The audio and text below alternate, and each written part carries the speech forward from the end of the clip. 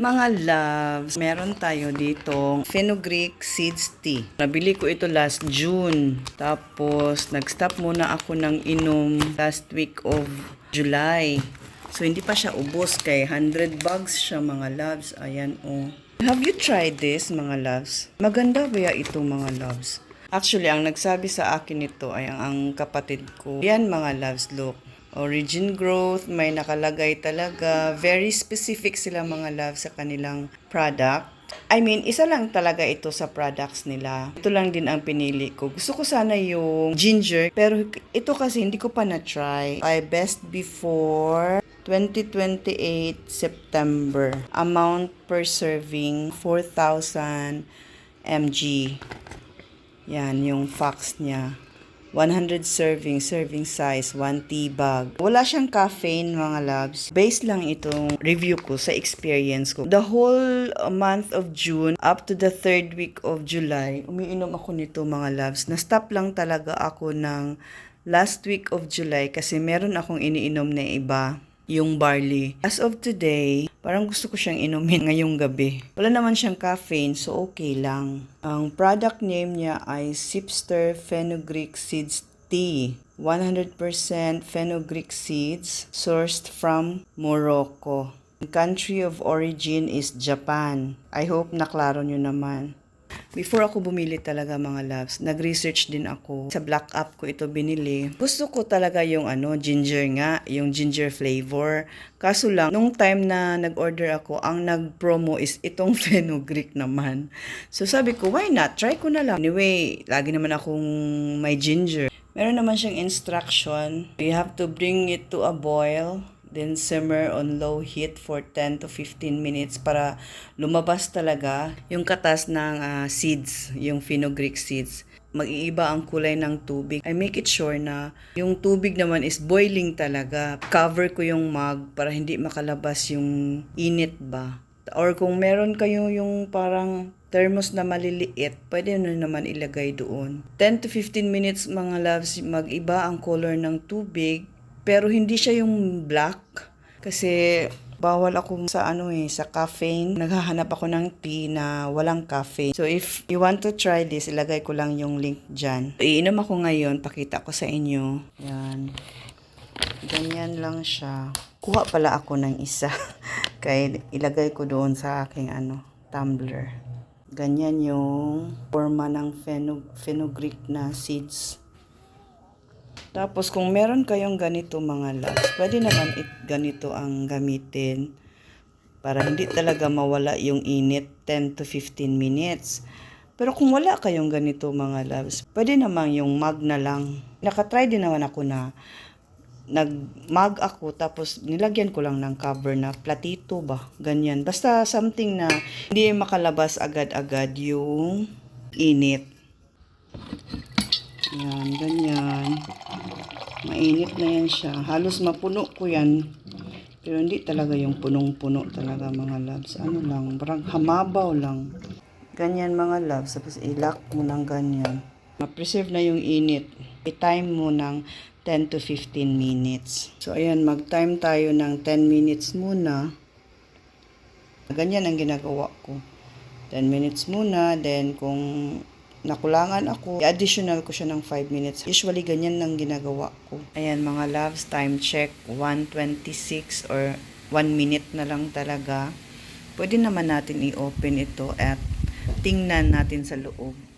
So, ayan, open na yan siya. Kay malisod man o ma-open ako ra isa.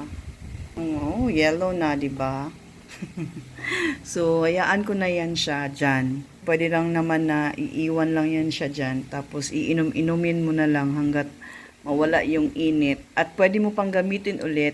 Hindi naman isang gamitan lang ito. Pwede mo naman gamitin ulit for the second time around kung gusto mo. Kasi itong mga ganito kasi, kung meron kang ganito, ma-preserve niya yun. Hindi katulad sa mug na pwedeng hanginin, ganyan. Sa mga gusto mga loves, research nyo din mga loves. Kung gusto nyo ng fenugreek, i-research nyo din ito. Ayan, nag-alarm na siya mga loves.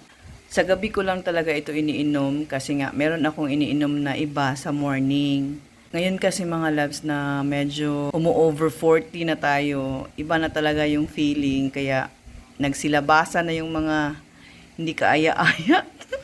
Hindi kaaya-aya na feeling mga loves, kaya magiging ano na tayo, strict na talaga yung foods intake, yung mga iniinom, mga ganyan. Tingnan nyo yung kulay ng tubig mga loves, ayan oh. Ganyan siya. Yellow lang. Masarap na ang tulog ko niyan. Tapos talagang hindi mag-bloat yung tiyan ko pag umiinom ako nito. Parang nawawala yung pagka-bloated ko kasi acidic kasi ako mga loves. Kaya umiinom ako ng mga non-acidic. Yung mga walang ano ba, walang caffeine, mga ganyan. Tingnan yung mga loves ha. Ayan, paubos na siya. Pero mainit pa rin yan siya. Tapos, pwede mo yan siyang i-refill ng tubig na mainit din. So, ganyan ang ginagawa ko. Halimbawa, hindi ko ito maubos ngayon kasi marami naman yung tubig na yun. Bukas, gamitin ko na naman.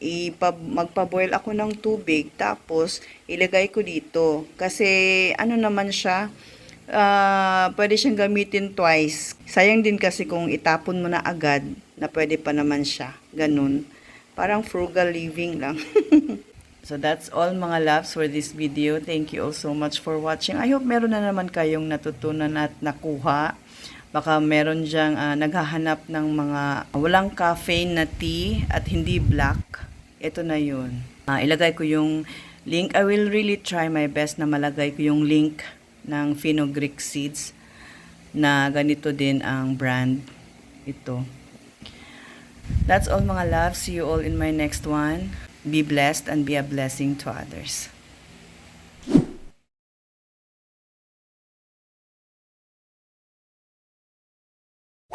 Ayan na siya mga loves. The next morning, di ba? Nilagyan ko ng tubig yan, refill. Same pa rin yung kulay ng tubig. Sabi ko naman sa inyo pwede talaga siyang gamitin twice or pwede pa nga, sabi ng kapatid ko, pwede pa daw ito kahit 3 times gamitin kasi hindi agad-agad nawawala yung ano niya ba, yung kulay, yung effectiveness. Kasi pag ganito ang gamitin mo, talagang nape-preserve niya. Kung may mga ganito ka, may mga tumbler ka na ganito. Kasi yung init, nape-preserve. Yung tubig na nasa loob, hindi agad-agad na naging cold. Kumbaga, hindi agad-agad nawawala yung init. Maganda pala talaga pag ganito ang gamitin. Masayangan ko ba na ilabay dayon mga loves. Hay nako, ang lisod ning probrita mga loves. Nagtipid ta permente, kay lisod na kayong panahon. That's all lang muna sa ngayon. Sana ay meron naman akong matulungan.